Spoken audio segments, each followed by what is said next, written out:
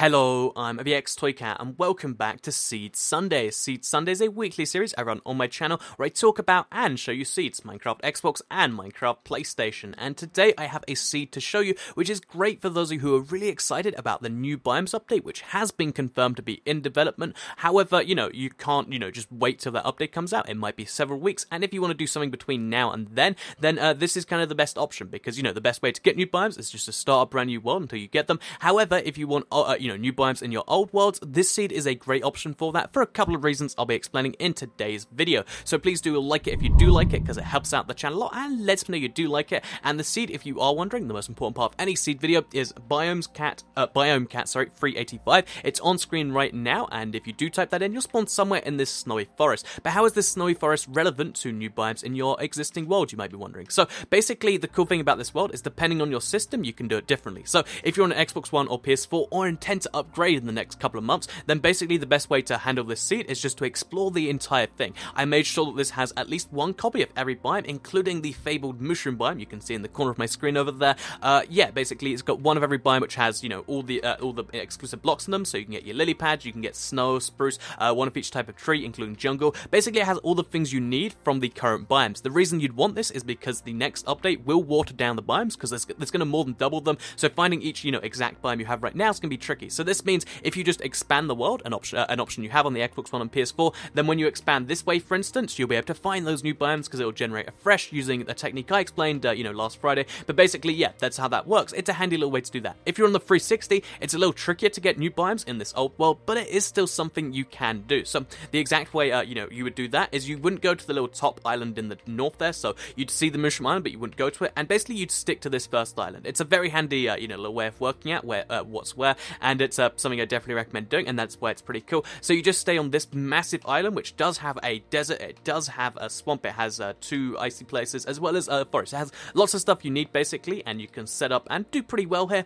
But then when the next update comes, then you explore this area to the north. So basically, we can't say for 100% sure what will spawn there, but based on my, looking on the PC, what should spawn over there is a roof forest, a sunflower plains, and a flower forest. So if you want to get some dark oak, you want to get the new flowers, and you want to get, the sunflowers, that's something you can actually do over there, as well as the, sunflower plains means you can get horses and whatnot, which is always what you need a plains biome for. So yeah, this seed kind of, works both ways on both 360 and PS3 and Xbox One PS4, and that's why I'm going to be showing it. So anyway, yeah, let's show you exactly what's going on with the seed, so you can know why it's so worth checking out, because I kind of just gave a vague overview there. So yeah, this is pretty late to be getting into it, but I had to explain how the new Biomes thing works, because yeah, I do think this is a great world to be ready for those new biomes. So let's get started with one of my favorite features in the seed, which has to be the massive desert here. So I'm a big fan of my big deserts, and one thing that you won't be able to get after the new update, because it will have temperature controls, is having your hottest biome and your coldest biome next to each other. I think this is something in last Seed Sunday too,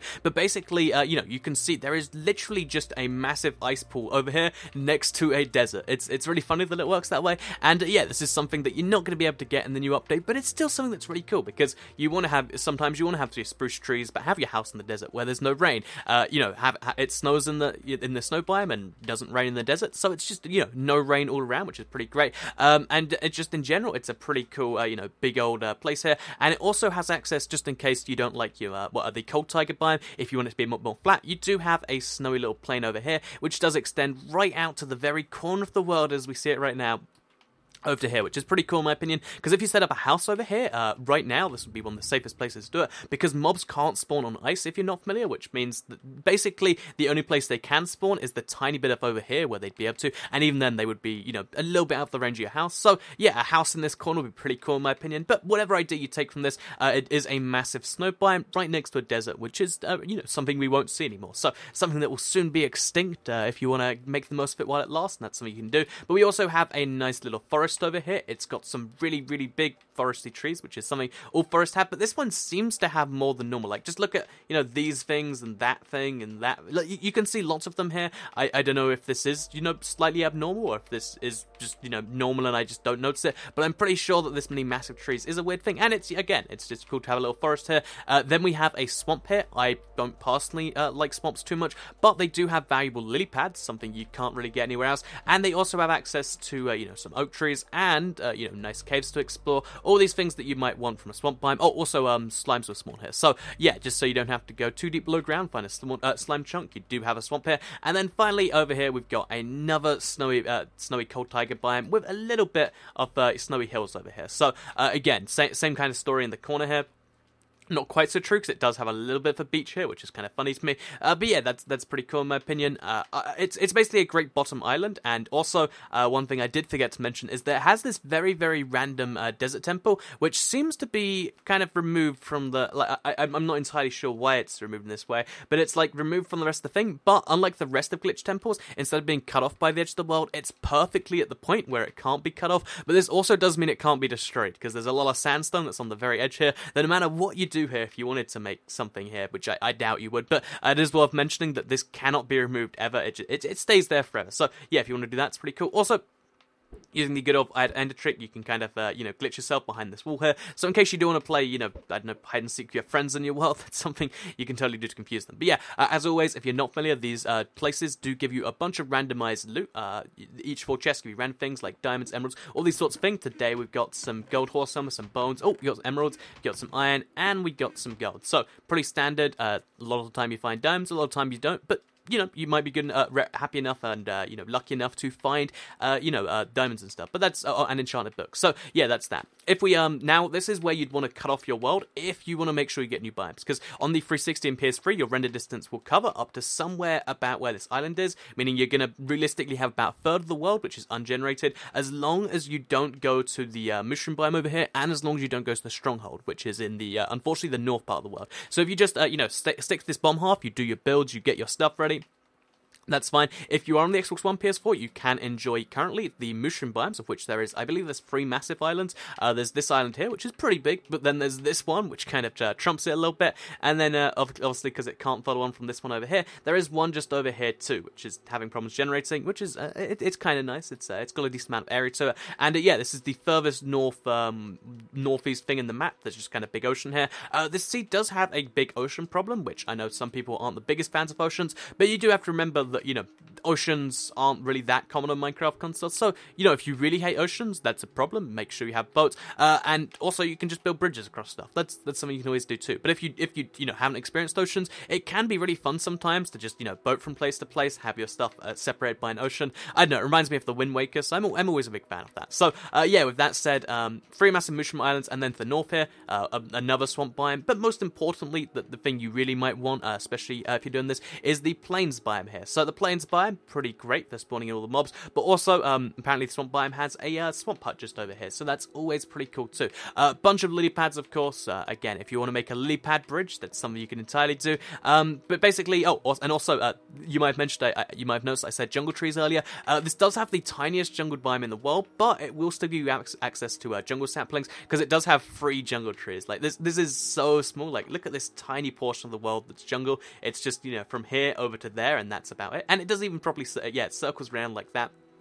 Very, very tiny jungle biome with just 3 jungle trees, but that is still enough to, make a farm and then eventually get your own jungle trees, and you can make your own way better jungle biome. And also, because it is a jungle biome, you will be able to find ocelots here, although it'll be a little bit trickier than it would otherwise, because, they've got so little area to spawn, but you can still get your ocelots. You can get anything you need to get from the jungle biome, even though it is kind of small like this. So yeah, that's just a nice little feature right there, as well as a failed NPC village generator. So one other thing I'd like to show you, besides all the biomes, which I've just finished showing off now, is where the Stronghold is, because it's in this really weird location, and it kind of connects to something else really cool in the seed I'd like to show you. So yeah, of course, the seed, like any other seed, does have a decent amount of, like mob spawners, abandoned mineshaft and stuff, but a lot of them, because of the big ocean, do spawn below here. So you can even see it from the surface, that you can just see lava below the water, which is, it's always a weird thing, and it's a real thing to see lava below water.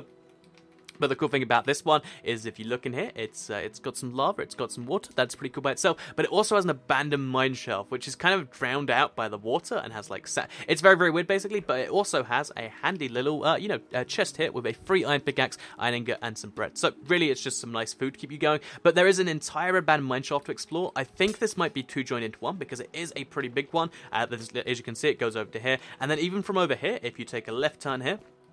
So make sure you better follow these directions, go to this point in the sea, then head down the thing, head to the very end of the mine shaft, then head left, It's going to be tricky. Then head right, then head right, then head left. And then at the end, there's a massive, massive corridor. And you can explore all these little branches if you want to get your diamonds, get all of these things. Because fortunately, this mine shaft is quite low down. You can find diamonds just naturally spawning in the walls. That's not something you actually find in most mine shafts. And you can look around the whole thing if you want. But the key thing in here is that if you dig up from the end of this corridor, like I mentioned, you actually just 10 blocks up find yourself the Stronghold. And the great thing about the place you are on the Stronghold is you can go left to find chests and stuff, but you can go right and there's the Stronghold end portal just over here, which is pretty cool in my opinion. So it does spawn with just one IF ender in there, but it's in the coolest location in my opinion, so that's got to be something. And yeah, I think that's pretty cool and worth noting. So yeah, this is the Stronghold, kind of a cool Stronghold, got some stuff going on for it, but that's kind of that. So also, one sec.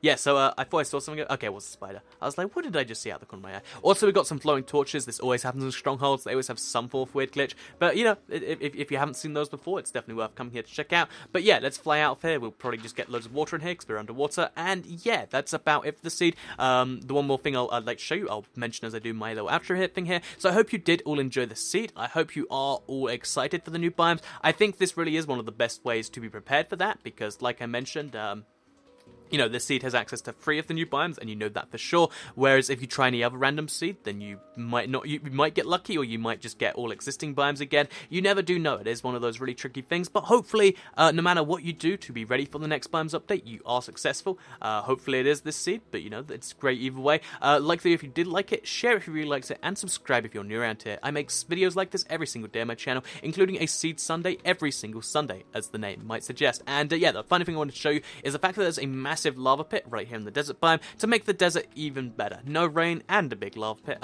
to make, net portal stuff from. I think that's pretty awesome. So thank you all for watching, and I'll see you all in the next video. Goodbye.